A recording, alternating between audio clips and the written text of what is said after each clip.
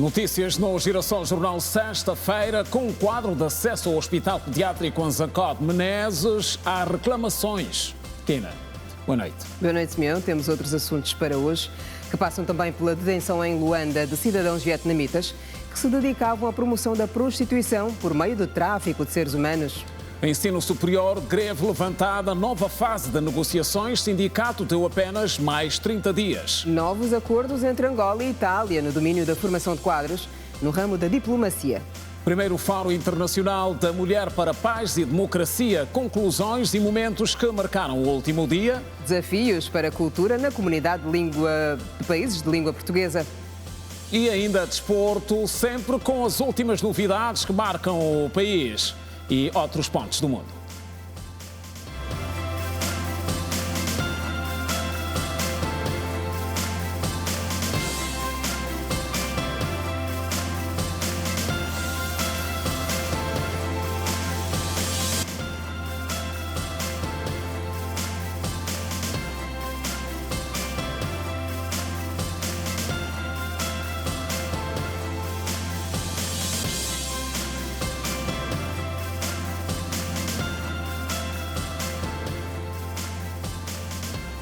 Olá, boa noite.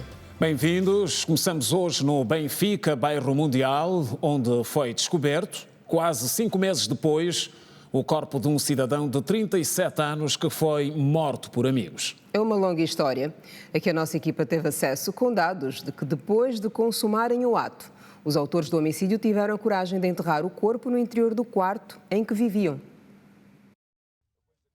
Tudo por uma moto. O caso macabro ocorreu no dia 26 de janeiro desse ano, no bairro Mundial, quando 2 jovens tiraram a vida de um amigo que, em vida, respondia pelo nome de João Manuel Raul, como conta o porta-voz da Direção de Investigação de Ilícitos Penais, Cantino Ferreira.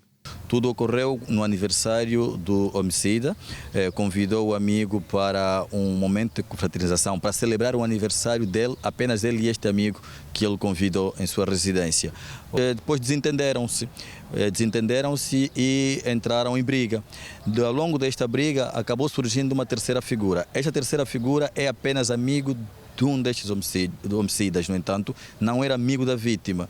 E, em função disso, este indivíduo que chegou depois empunhou uma faca e acabou desferindo um golpe no abdômen da vítima. De seguida, a pessoa que envolveu-se na briga inicialmente recebeu a faca e também acabou degolando a vítima e que acabou por perder a vida logo na hora. A investigação começou quando um dos envolvidos no crime, na altura fora de Luanda, falava involuntariamente sobre perseguição da vítima, o que despertou suspeita e, pouco tempo depois, uma denúncia à polícia.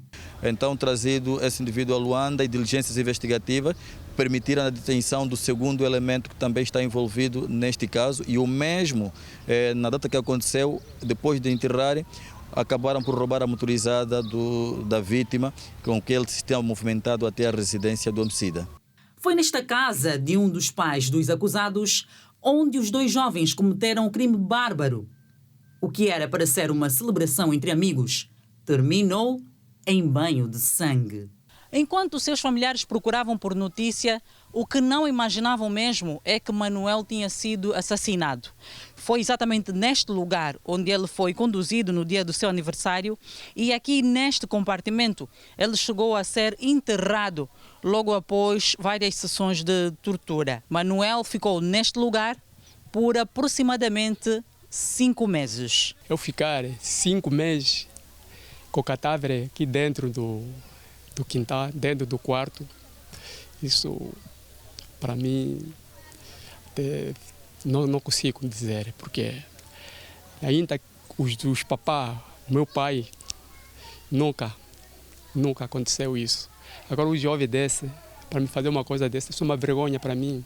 Assim estragou a minha imagem aqui no bairro. Na manhã desta sexta-feira, a polícia fez exumação do cadáver, que, pelo tempo, já se encontrava em estado de decomposição. As reações não se fizeram esperar. A falta de entendimento ou do conhecimento a respeito de Deus leva as pessoas a cometer todo tipo de barbaridades e todo tipo de atrocidades. exortamos a sociedade a buscar a Deus, conhecê-lo diariamente, pois de outra forma não tem como poder controlar as diversas formas de desvio de comportamento da conduta humana. Também é fundamental que os pais e encarregados de educação compreendam que sim, os seus filhos devem ter autonomia e liberdade para socializarem nos diferentes grupos, mas é importante que haja um acompanhamento, uma orientação para se conhecer a personalidade, o caráter dos amigos e amigas dos nossos filhos. Tudo por uma moto. Este é mais um crime que choca a sociedade. E cidadãos vietnamitas que se dedicavam à prática de crimes diversos em Luanda foram hoje apresentados pelo Serviço de Investigação Criminal. O grupo, segundo o SIC, liderava uma rede de promoção de prostituição por meio do tráfico de seres humanos, além de se ocupar de outras práticas ilegais. A casa fica dentro de um estaleiro. Parece normal, mas não. A estrutura servia de casa de prostituição de jovens vietnamitas que chegavam em Angola com a promessa de trabalho. Mas tudo não passava de uma armadilha. Elas eram traficadas e mantidas em cativeiro. A operação do SIC resultou na detenção de 9 mulheres estrangeiras. Foi detida uma cidadã de 38 anos de idade, vietnamita, que é a responsável e a principal cabecilha desta rede criminosa, que se dedica a recrutamento de cidadãos vietnamitas por via da internet, concretamente na rede social Facebook, em que cidadãos vietnamitas são aliciadas para o mercado de emprego em Angola, sobretudo para estabelecimentos comerciais de venda de produtos diversos, para ações de cabeleireiros e outros serviços, mas que, postos cá, têm um outro destino, que é, na verdade, a exploração e a promoção a práticas ou exercícios de prostituição. O lugar parece pequeno, mas não. Ao olhar pela parede deste quarto, não se consegue imaginar que aqui existe uma passagem clandestina, a espécie de túnel. O acesso dá lugar a um outro recinto, que possui outros compartimentos e até um santuário. Essa mulher é a Cafetã. Ela cuidava de todo o processo de recrutamento das vietnamitas traficadas. Segundo a polícia, uma das jovens chegou a ter um aborto. Nesse momento, o estado da mulher é crítico. Ela não agia sozinha, ou seja, tem um colaborador que é supostamente seu namorado ou marido, que é o detentor deste estaleiro. Este cidadão também promove contactos com outros conterrâneos, estamos a falar de cidadãos vietnamitas e também chineses, que então servem-se destas cidadãs mediante o pagamento de 100 mil kwanzas por dia ou por hora. E no final do dia, no final do mês, essas senhoras recebem alguma retribuição pelos serviços que são prestados. Mas também há relatos de que, em algum momento, essas senhoras também são vendidas. Ou seja, quando ele quiser se desfazer destas cidadãs, pode vender a um preço de até 5 milhões de kwanzas a outros conterrâneos ou a cidadãos chineses que tenham residenciais e exercem a mesma atividade aqui na cidade de Luanda. E olhamos a seguir para uma preocupação dos munícipes e não só, e que tem a ver com o acesso ao Hospital Materno-Infantil Azancote Menezes. A população lamenta a falta de transportes públicos na via que dá acesso ao hospital. Os cidadãos afirmam que, devido à falta de táxi ou transportes públicos, são obrigados a caminhar a pé até a via principal. As meninas que receberam alta agora não têm nem transporte, ir de moto não dá. Não tem táxi também, então fica complicado. Pelo menos o transporte público daria para minimizar essa situação. Para virmos ao hospital, pagamos 200 kwanza. Para irmos, 200 kwanza. Andamos a pé, porque há muitas pessoas também por falta de transporte público. Realmente tem que ter transporte público o que é que temos aqui, o hospital, que está nos ajudar também. A diretora-geral do Hospital Materno Infantil, Azancote de Menezes, no distrito urbano da Camama, disse que a carência de transportes e a falta de iluminação pública nas vias têm tornado difícil a vida dos profissionais. Este é um problema que preocupa muito a direção deste hospital. Nós não temos transportes públicos a passar por aqui, nem os taxistas passam por aqui. A mobilização aqui é feita mais motorizada. Nós também estamos preocupados com os nossos utentes. E o governo provincial de Luanda prometeu que brevemente as vias que dão acesso ao Hospital Materno Infantil Azancote de Menezes vão beneficiar de transportes públicos para resolver o problema da locomoção dos mais de 1.200 pacientes que acorrem aqui todos os dias e dos 700 profissionais de saúde desta unidade hospitalar. Penso eu que devem ser 2 ou 3 carreiras. Essas carreiras vão ser georreferenciadas para aquele local do hospital e assim os meios poderão chegar ao hospital. Pensamos nós que em tão pouco tempo, mais, vou dar talvez 20 dias, um mês, os autocarros estarão no hospital e nós garantimos isso. Os utentes gostariam que se construísse sombras na parte exterior do hospital, como é o caso dessa cidadã. O atendimento aqui é muito bom, tem bom atendimento, tem bons doutores, por acaso, não, graças a Deus, está mesmo muito bom. Gostaríamos que fizessem um pátio, pode ser aqui fora do quintal, que é para as pessoas começarem a ficar. Isso é que nós queremos. E sobre esse pedido, a diretora do hospital explicou o seguinte. Isso não é da responsabilidade do hospital. Não há nenhum hospital no mundo que tem sombra para abrigar familiar que não quer ficar em casa.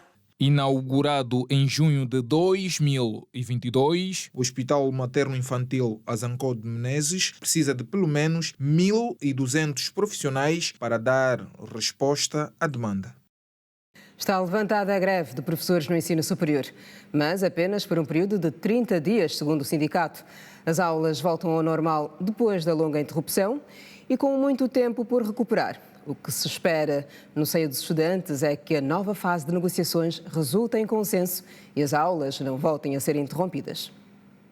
Depois de anunciado o levantamento da greve dos professores do ensino superior para um período de 30 dias, alguns estudantes da Faculdade de Economia da Universidade Agostinho Neto consideram ser fundamental que, dentro deste período, as negociações entre o sindicato e o Ministério de Tutela possam tomar um rumo favorável, de modo a não condicionar o ano acadêmico. Nós, como estudantes, não saiamos prejudicados, porque, de certa forma, nos prejudica muito esta greve, estas paralisações, estas continuidades, prejudicam-nos bastante e que nós já não temos forças. Nós queremos caminhar com o nosso percurso acadêmico e terminar a cada ano que nós estamos aqui. Lá para frente, nós conseguirmos aquilo que nos trouxe aqui, que é o diploma. Que essa negociação não seja simplesmente por um período, mas que seja uma negociação porque é favorável.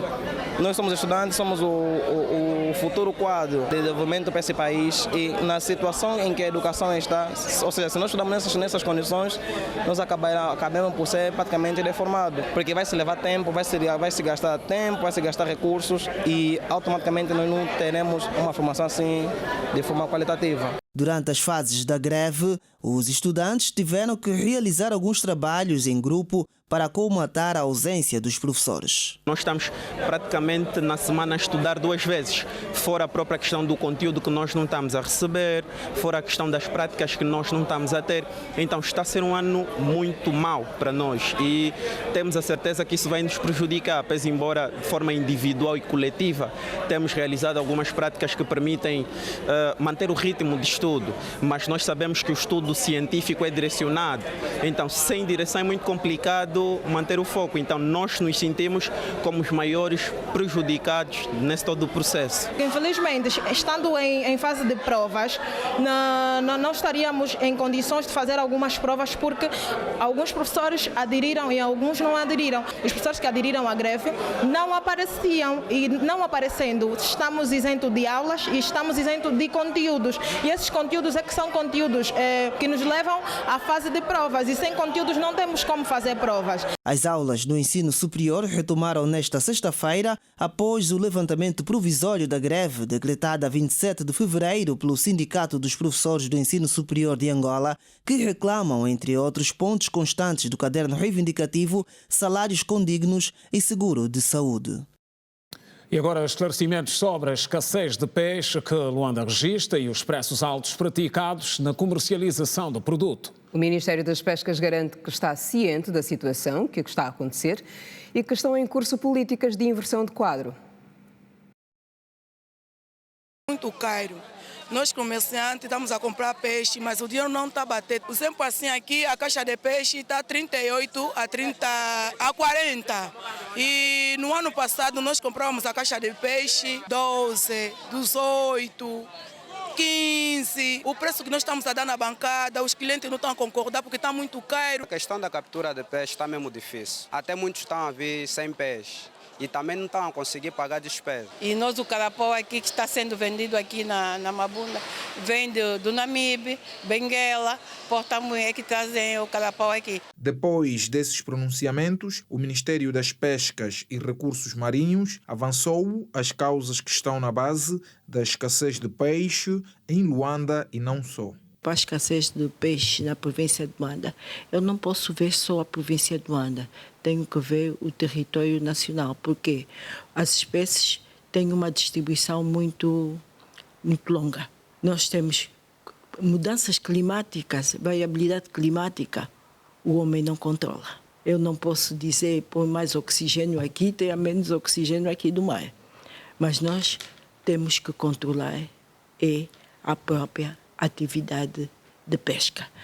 Não só da pesca industrial, temos que controlar a pesca artesanal e tem os seus impactos também no recurso. Portanto, a questão não é proibir, a questão é regular. E o economista aponta as consequências que pode provocar no seio das famílias e na economia. Essa tendência inflacionária dos preços vai impactar imediatamente no poder de compra do consumidor, ou seja, as nossas famílias passarão a consumir menos peixe. O Estado também perde receitas, então, porque aqui, a nível da atividade econômica, se por um lado os comerciantes terão dificuldade de ter mais peixe porque há pouca produção, o consumidor terá como consequências comprar menos por causa dos preços e o Estado perde em termos de arrecadação de receitas. Primeiro precisamos olhar como é feita a atividade pesqueira em Angola.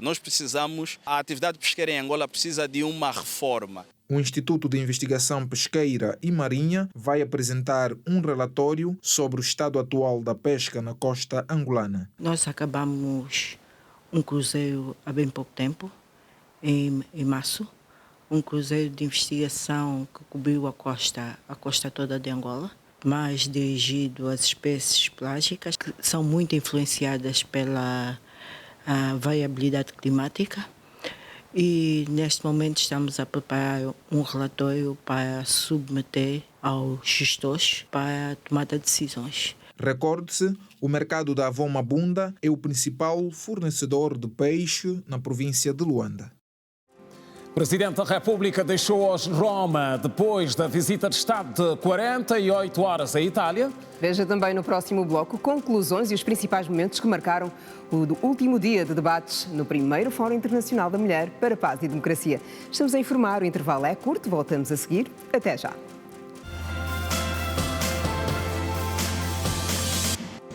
Estamos de volta, saudações renovadas. O Presidente da República deixou hoje Roma depois da visita de 48 horas à Itália, jornada marcada por encontros importantes que elevam para outros níveis a cooperação entre os dois países. Hoje mesmo foram assinados memorandos de cooperação para a área de formação de quadros ligados ao Ministério das Relações Exteriores.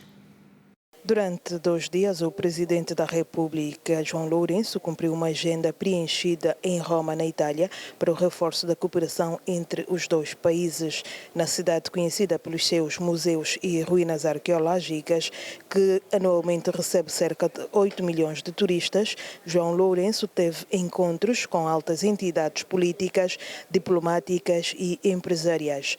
E segundo o ministro angolano das Relações Exteriores, foi uma visita satisfatória. A vinda do Presidente da República ajudou também a descobrir outras áreas de cooperação com a Itália. E agora o que se pretende é mesmo fazer com que os outros setores possam beneficiar. Mas, sobretudo, também devemos saudar a abertura que as autoridades italianas tiveram nas negociações, nos encontros que o Presidente da República teve com o Presidente Mattarella, em ir em profundidade naquilo que a Itália hoje em dia oferece e que pode entrar neste caderno, portanto, nessa lista da nossa parceria econômica com esse país. O setor da educação foi um dos que também mereceu destaque durante a visita do presidente João Lourenço à Itália. E hoje, aqui na Universidade de Luís, o ministro angolano das Relações Exteriores assinou 2 acordos. Um direcionado ao INAB para bolsas de estudo e outro para a formação diplomática. O INAB é um instrumento, uma das revoluções de Angola, com o envio de quadros no exterior. As ambições de Angola de hoje requer que tenhamos diplomatas capacitados em termos de análise, de compreensão dos fenómenos, da dinâmica de fenómenos e sobretudo, também a capacidade de negociação. Essas capacidades todas se encontram aqui nesta universidade. Gostaríamos que a formação também fosse dada em Angola. Assim, teremos maior possibilidade, aliás, de termos mais angolanos a beneficiar desses conhecimentos. Para os responsáveis da universidade, os acordos hoje assinados vão solidificar a cooperação entre Itália e Angola e trazer mais estudantes angolanos a Roma. Acá ya tenemos estudiantes angolanos, pero con esto vamos a ofrecer posibilidad adjuntiva, más posibilidades para que ellas puedan venir. El segundo acuerdo es sobre la formación ejecutiva por los diplomáticos y también los funcionarios públicos. A Luís é uma universidade internacional, situa-se em Roma e as aulas são lecionadas em 2 línguas, a italiana e inglesa. Encerraram os debates no primeiro Fórum Internacional da Mulher para Paz e Democracia, que deixou recomendações importantes no que diz respeito ao combate à seca e garantia da segurança alimentar. Recomendações que se estendem igualmente para o capítulo que diz respeito do espaço da mulher na sociedade e no combate à violência e de todo tipo de discriminação. O primeiro Fórum Internacional da Mulher para a Paz e Democracia encerrou nesta sexta-feira e reuniu mais de 1000 participantes oriundos de várias partes do mundo.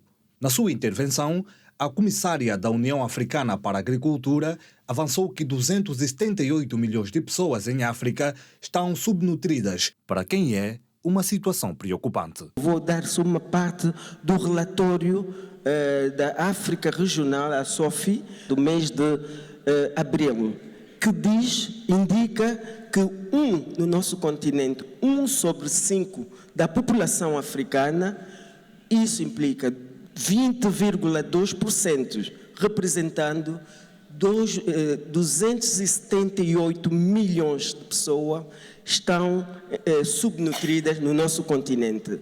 Isto é sério. Este caso é sério. Segundo a diretora adjunta da Organização de Alimentação e Agricultura, a África tem capacidade de produzir alimento suficiente para a população mundial, mas não consegue superar os seus desafios. Falou-se da África, nós produzimos alimentos o suficientes para alimentar a população mundial.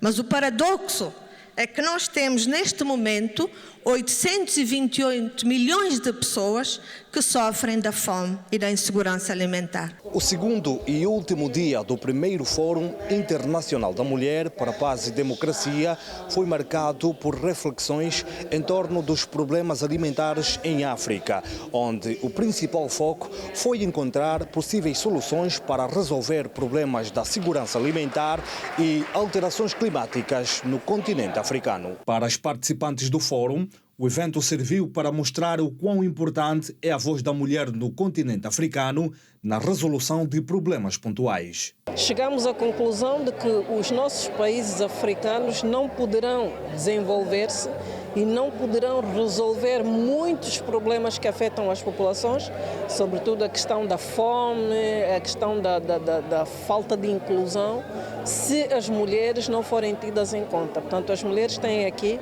um papel fundamental a desempenhar para que os nossos Estados possam dar um passo em frente na mitigação de muitos problemas graves que nos assolam. Portanto, precisamos de escolarizar mais as raparigas e as nossas raparigas precisam de procurar também investigar, porque essa é uma das vias para se conseguir a segurança alimentar, é investigar, pesquisar cada vez mais e, portanto, envolver a mulher significa também aumentar a nossa capacidade de produção. Nós, nos últimos anos, vimos, esses 3 anos, estamos a passar um momento bastante crítico a nível global.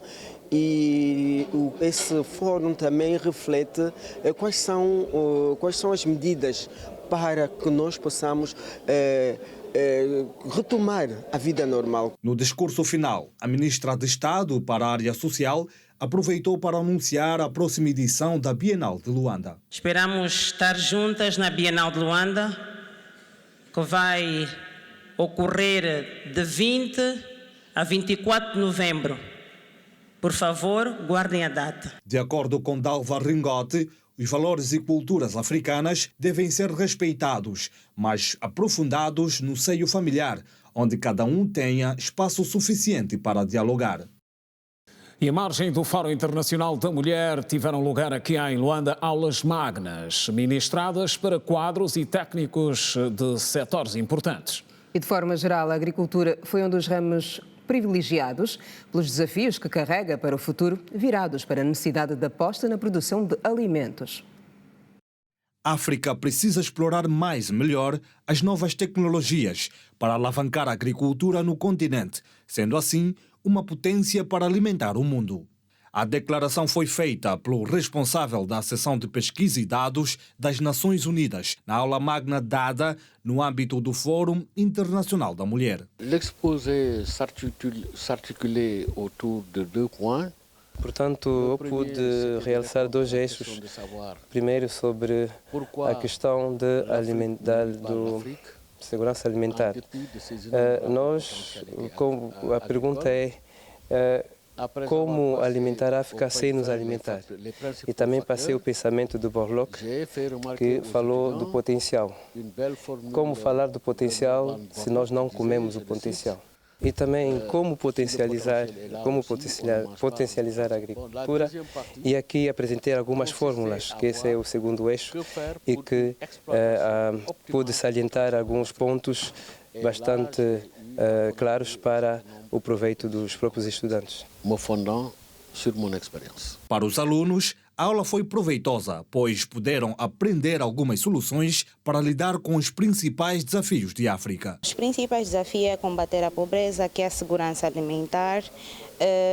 Um dos outros desafios também é criar uma nova tecnologia para podermos nos adaptar à nossa agricultura daqui do nosso continente. Dizendo que a África está em fase de preparação. Não podemos falar que a África está total bem, porque hoje em dia os países africanos ainda apostam nas importações dos bens alimentares procedentes de outros continentes.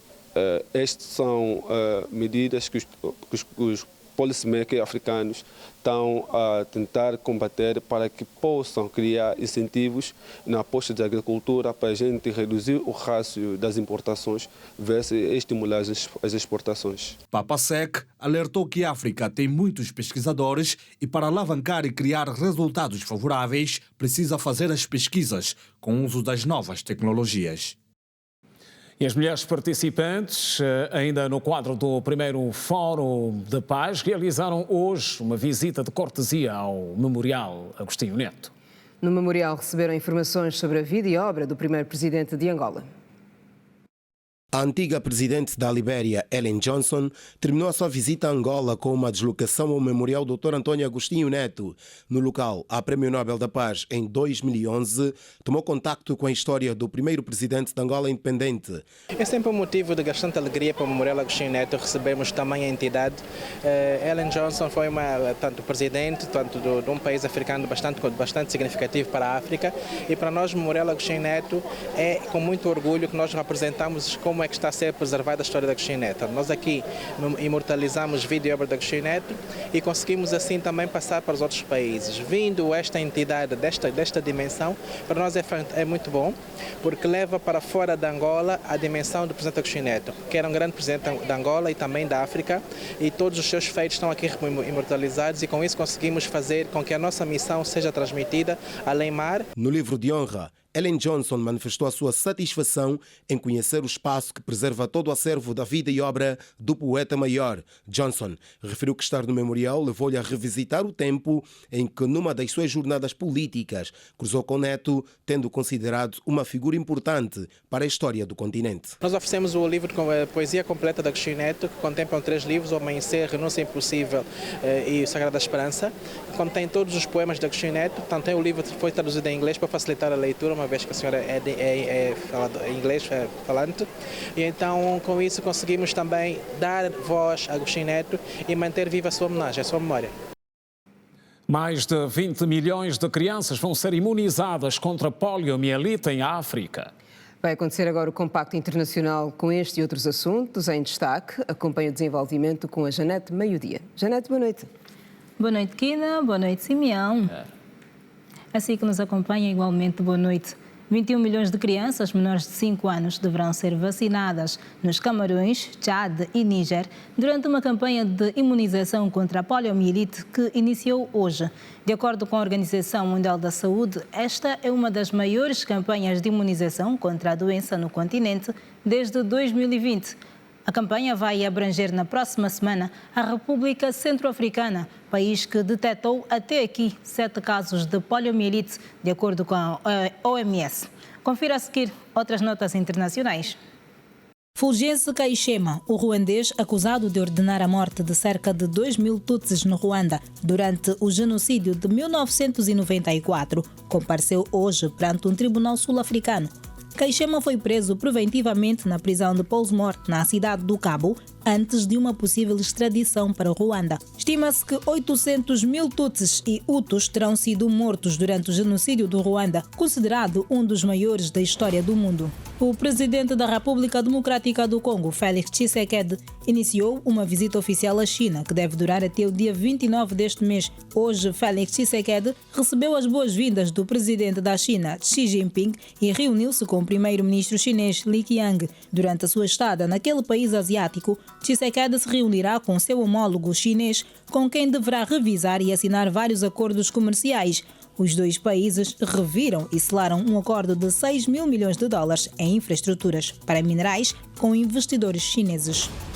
Centenas de ativistas reuniram-se em Paris, capital da França, de frente à Assembleia Geral Anual da petrolífera francesa Total Energies, para impedir que os acionistas da empresa tivessem acesso ao prédio acolhedor do evento. Em resposta, a polícia francesa usou spray de pimenta e escoltou os empresários para o acesso ao edifício. Espera-se que os investidores votem uma resolução climática proposta por alguns acionistas ativistas que pede que a empresa se comprometa com cortes mais acentuados de emissões até 2030. Mas a empresa francesa pedirá aos investidores que aprovem o seu próprio plano climático interno, focado nos cortes de emissões de gases nas suas instalações. Está tudo dito por hoje. Aos dois, boa continuação, boa noite. Obrigada, Janete, por estas informações. Contamos contigo amanhã. Bom descanso, Janete. O Complexo Hospitalar de Doenças Cardiopulmonares Cardeal Dom Alexandre do Nascimento foi hoje reforçado com mais sangue. Fruto de uma campanha que é de âmbito nacional e que tem pela frente a JMPLA. A nossa equipa acompanhou o momento da doação. Mais de 300 jovens da província de Luanda foram mobilizados para abastecer o estoque de sangue do Complexo Hospitalar de Doenças Cardiopulmonar Dom Alexandre do Nascimento. São jovens dos 9 municípios da capital do país que a cada 3 ou 4 meses doam sangue. O objetivo é o mesmo: salvar o máximo de vida possíveis. Nesse momento nós estamos a fazer um trabalho solidário e não sabemos realmente quem é o destinatário do nosso sangue, uma vez que também um outro dia possa acontecer com um dos nossos parentes ou com nós mesmos, como também dependendo do estoque dos hospitais que tem sido escasso, e estamos aqui para atender o chamado. Eu fico feliz ao saber que ajudei com a saúde dos nossos compatriotas angolanos. Acredito que vou salvar vidas e espero que jovens como eu possam também fazer a mesma coisa, né? E precisamente mais de 300 doadores estão a fazer aqui a doação. Esperamos que a gente possa passar este número e outras campanhas possam surgir para que possamos ter os hospitais a nível da província de Luanda potencializados com sangue. Por conta da complexidade das cirurgias realizadas neste hospital, o sangue doado por familiares de pacientes serve, por vezes, para repor o estoque existente. As doações são muito bem-vindas, porque nós somos uma unidade hospitalar que tem alto consumo de sangue, pelo tipo, principalmente, de cirurgias que nós realizamos. As cirurgias cardíacas, cardiovasculares consomem muito sangue, as cirurgias pulmonares também consomem muito sangue, e as nossas fontes de sangue são ou doações, maioritariamente feitas neste tipo de campanhas, ou sangue dos familiares que estão aqui internados, aqueles que que têm necessidade de fazer cirurgia, devem doar sangue. Esta campanha de doação de sangue é de iniciativa do Secretariado Nacional da JMPLA, inserida na responsabilidade social da ala juvenil dos camaradas. O sangue recolhido hoje vai servir essencialmente para atender às emergências. As cirurgias mais complexas realizadas aqui podem durar até 12 horas. Daí a necessidade permanente do hospital ser abastecido com mais sangue. E este sangue que foi doado, fundamentalmente para dar resposta às emergências, aquelas pessoas que não têm condições de doar, os seus familiares doarem, e assim nós podemos desenvolver a nossa atividade. Tem-se realizado muitas cirurgias, como sabem, só desde a sua inauguração até o presente momento já foram realizadas mais de 350 cirurgias e que carecem de muito sangue. E é nesse espírito que viemos aqui para, com sentido patriótico, apoiarmos a gestão do complexo hospitalar. Ministros da Cultura da Comunidade dos Países de Língua Portuguesa analisaram em Luanda os desafios no setor e foi a segunda reunião do género. Que aconteceu sob a orientação do Ministro da Cultura e Turismo de Angola, Filipe Zau. Entre outros assuntos, o encontro apreciou o balanço da presidência angolana na organização. Reunidos em Luanda, os ministros da Cultura e seus representantes refletiram sobre o Plano Estratégico de Cooperação Cultural Multilateral da CPLP 2022-2026, planificação e implementação da terceira edição do programa CPLP Audiovisual e ainda a criação de um hino para a comunidade. No encontro que terminou há instantes, foi aprovada uma declaração final, aclamada e assinada pelos participantes. Prosseguir, de acordo com a declaração constitutiva da CPLP, com a partilha de informação entre os Estados-membros sobre a legislação relacionada com as línguas nacionais, bem como as experiências de convivência com a língua portuguesa, incentivando a investigação científica e a sua valorização entre os Estados-membros. Prosseguir, de acordo com a Declaração de Praia de 17 de julho de 1998, com a partilha de informação sobre princípios de orientação pedagógica que acompanhem os programas das disciplinas de História e Literatura nos currículos dos sistemas de ensino dos países membros da CPLP, tendo em vista a criação de um plano de ação conjunto. Congratular com a atribuição, por aclamação do júri, do Prémio José Aparecido de Oliveira, a Sua Excelência João Manuel Gonçalves Lourenço, Presidente da República de Angola e Presidente em exercício da Conferência dos Chefes de Estado e do Governo da Comunidade dos Países de Língua Portuguesa. Congratular com a atribuição do Prémio Camões 2021 a escritora moçambicana Paulina Chiziane, o que representa o reconhecimento da sua relevante contribuição em prol da promoção e difusão da língua portuguesa. O ministro da Cultura e Turismo, Filipe Silvino de Pinazão, fez uma avaliação positiva da reunião, que teve a duração de mais de 6 horas. Estamos profundamente agradecidos pela vossa participação neste encontro, pois demonstra o compromisso dos nossos Estados-membros para com a nossa organização. A concertação de ideias, por vezes é demorada, mas é quase sempre saudável quando alcançamos os objetivos preconizados, como foi o caso deste nosso encontro.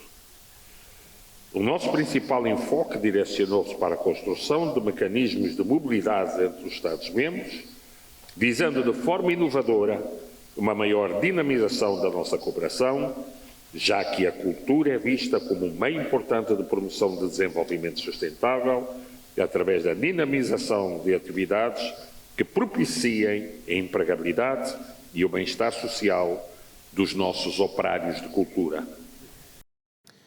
E já na ponta final, uma pitada de cultura, cinema e moda internacional. Os cinemas guineenses e cabo-verdiano foram referência da lusofonia africana no Festival Internacional de Cannes, na França. No 9º dia das exibições das amostras de filmes para a edição 2023 do Festival de Cinema Cannes, o continente africano viu o seu nome em alta com a valorização da produção cinematográfica da Guiné-Bissau quando exibia o filme intitulado Nome, do célebre cineasta guinense Sanana Had. O filme, que foi sonorizado pelo artista Rema Shorts, retrata o período do idealismo da luta pelo fim do regime colonial e pela libertação da Guiné, no final dos anos 60.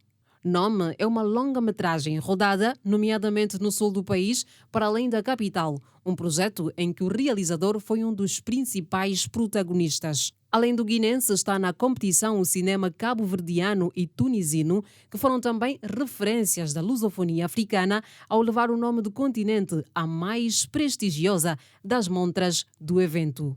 O Festival de Cannes, consolidado como o evento de cinema mais esperado do ano, está na sua 76ª edição. Teve início no dia 16 desse mês e termina amanhã, onde será decidido o vencedor da Palma de Ouro, o prémio de maior prestígio. Com estas notas do Festival de Cannes, chegamos ao fim do nosso jornal, edição de sexta-feira. Gratos pela companhia da sempre. Continuação de uma excelente noite. Estaremos juntos amanhã. Boa noite. Estamos juntos.